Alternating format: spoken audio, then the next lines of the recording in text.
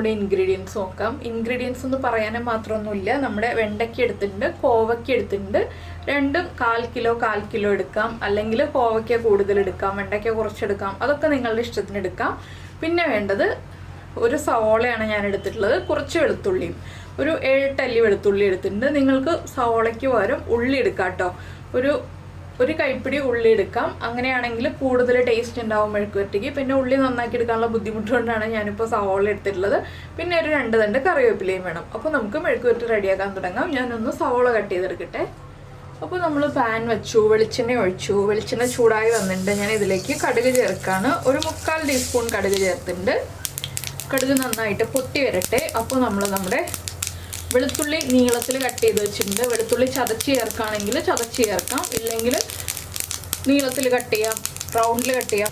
അതൊക്കെ നമ്മുടെ ഇഷ്ടം. നമ്മൾ കോവയ്ക്ക ചേർത്ത് ഏത് മെഴുക്കുവരട്ടി ഉണ്ടാക്കിയാലും വെളുത്തുള്ളി ചേർക്കണം കേട്ടോ. അത് നിർബന്ധമായിട്ടുള്ള കാര്യമാണ്. അപ്പോഴാണ് നമ്മുടെ കോവയ്ക്ക മെഴുക്കുവരട്ടിക്ക് ടേസ്റ്റ് ഉണ്ടാവുക. അപ്പോൾ ഞാൻ മെഴുക്കുവരട്ടി ഉണ്ടാക്കാൻ തുടങ്ങുകയാണ്. നമ്മുടെ വെളുത്തുള്ളിയും സവോളയും എണ്ണയിലേക്ക് ചേർത്തിട്ടുണ്ട്. ഇത് ഒന്ന് ഇളക്കി കൊടുക്കുക. ആ വെളുത്തുള്ളിയുടെ ഫ്ലേവറൊക്കെ എണ്ണയിലേക്ക് ഒന്ന് പിടിച്ചു വരാനായിട്ട് ഒന്ന് ഇളക്കി കൊടുത്തു കഴിഞ്ഞിട്ട് നമുക്കിതിലേക്ക് ബാക്കിയുള്ള കാര്യങ്ങൾ ആഡ് ചെയ്ത് കൊടുക്കാം. ഒരു 1/2 ടീസ്പൂൺ മഞ്ഞൾപ്പൊടി, ആവശ്യത്തിന് ഉപ്പ്, 2 തണ്ട് കറിവേപ്പില,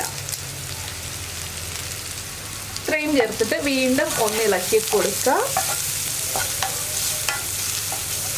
ഇതിലേക്ക് ഇനി നമ്മൾ ചേർക്കുന്നത് നമ്മുടെ കോവയ്ക്കാണ്. വെണ്ടയ്ക്കയ്ക്ക് കുക്കിംഗ് ടൈം കുറവാണ്, അതുകൊണ്ട് ആദ്യം നമുക്ക് കോവയ്ക്ക ചേർത്ത് കൊടുക്കാം. കോവയ്ക്ക ചേർത്ത് ഒന്ന് 1/4 ഭാഗം കുക്കായി വരുമ്പോൾ നമ്മുടെ വെണ്ടയ്ക്ക ചേർത്ത് കൊടുക്കാം.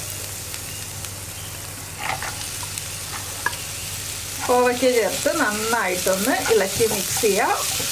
പച്ചമുളക് ചേർത്ത മെഴുക്കുവരട്ടി മതിയെന്നുണ്ടെങ്കിൽ ഈ ഒരു സമയത്ത് ഒരു 4 പച്ചമുളക് സ്പ്ലിറ്റ് ചെയ്ത് ചേർത്ത് കൊടുക്കാം കേട്ടോ. ഞാനിവിടെ മുളക് പൊടി ചേർത്ത മെഴുക്കുവരട്ടിയാണ് ഉണ്ടാക്കുന്നത്. നിങ്ങൾക്ക് പച്ചമുളക് ചേർത്തോ ചില്ലി ഫ്ലേക്സ് ചേർത്തോ മുളക് പൊടി ചേർത്തോ ഒക്കെ ഈ ഒരു മെഴുക്കുവരട്ടി തയ്യാറാക്കാം. എങ്ങനെ ചേർത്ത് തയ്യാറാക്കിയാലും ടേസ്റ്റ് തന്നെയാണ്. വെളുത്തുള്ളി ചേർക്കണം എന്ന് മാത്രമേ ഉള്ളൂ. ചില മെഴുക്കുവരട്ടികളിൽ മാത്രമേ നമ്മൾ നിർബന്ധമായിട്ട് വെളുത്തുള്ളി ചേർക്കണം എന്ന് പറയാറുള്ളൂ. എല്ലാ മെഴുക്കുവരട്ടികളിലും പറയാറില്ല. അപ്പോൾ ഇനി നമുക്ക് എരിവിനുള്ള കാര്യങ്ങൾ ആഡ് ചെയ്താലോ. നമ്മുടെ മുളക് പൊടി ഒരു 1/2 ടീസ്പൂൺ ചേർക്കുന്നുണ്ട്. ഇനി നന്നായിട്ടൊന്ന് ഇളക്കുക. ചെറിയ ഫ്ലെയിമിൽ വയ്ക്കുക, വലിയ ഫ്ലെയിമിൽ വയ്ക്കരുത്. ലോ ഫ്ലെയിം ആക്കിയിട്ട് അടച്ചു വയ്ക്കുക. ഒരു 3 മിനിറ്റ് അടച്ചു വെച്ച് വേവിക്കുക. അതിനുശേഷം നമുക്ക് വെണ്ടയ്ക്ക ചേർത്ത് കൊടുക്കാം.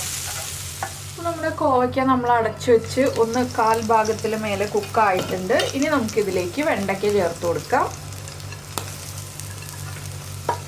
വെണ്ടയ്ക്ക ചേർത്ത് നന്നായിട്ടൊന്ന് ഇളക്കി മിക്സ് ചെയ്യുക. ഇനി നമുക്കൊന്ന് ഫ്ലെയിം കൂട്ടി വെച്ചിട്ട് കുറച്ച് സമയം ഇളക്കി കൊടുക്കാം. അപ്പോൾ കോവയ്ക്ക എപ്പോഴും കട്ട് ചെയ്യുമ്പോൾ തിന്നായിട്ട് കട്ട് ചെയ്യുക കേട്ടോ. വെണ്ടയ്ക്കയേക്കാൾ കുറച്ചുകൂടി തിന്നായിട്ട് കട്ട് ചെയ്യുകയാണെങ്കിൽ വളരെ നന്നായിരിക്കും. അത് നമ്മൾ റൗണ്ടിൽ കട്ട് ചെയ്യുകയാണെങ്കിലും നീളത്തിൽ കട്ട് ചെയ്യുകയാണെങ്കിലും കോവയ്ക്ക കട്ട് ചെയ്യുമ്പോൾ എപ്പോഴും തിന്നായിട്ട് കട്ട് ചെയ്യുക. അപ്പോഴാണ് നമ്മുടെ കോവയ്ക്ക മെഴുക്കുവരട്ടിക്ക് ടേസ്റ്റ് ഉണ്ടാവുക. അപ്പോൾ ഇനി കോവയ്ക്കയും വെണ്ടയ്ക്കയും ഒരുമിച്ച് ചേർന്ന് കുക്കായി വരട്ടെ.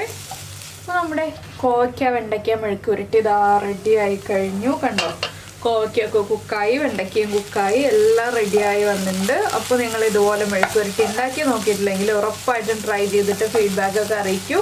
പിന്നെ നമ്മുടെ ചാനൽ ആദ്യമായിട്ട് കാണുകയാണ്, നമ്മുടെ വീഡിയോ പ്രസൻറ്റ് ചെയ്യുന്ന രീതിയൊക്കെ ഇഷ്ടമായിരുന്നുണ്ടെങ്കിൽ നമ്മുടെ ചാനലൊന്ന് സബ്സ്ക്രൈബ് ചെയ്ത് സപ്പോർട്ട് ചെയ്യണേ. അപ്പോൾ ഉപ്പ് കുറവാണെങ്കിൽ ഉപ്പ് ചേർത്ത് കൊടുക്കാം കേട്ടോ. പിന്നെ പച്ചമുളകാണ് ചേർക്കുന്നതെങ്കിൽ എരിവ് കുറവാണെങ്കിൽ ഈ സമയത്താണെങ്കിലും 1-2 പച്ചമുളക് സ്പ്ലിറ്റ് ചെയ്ത് ചേർത്ത് കൊടുക്കുക.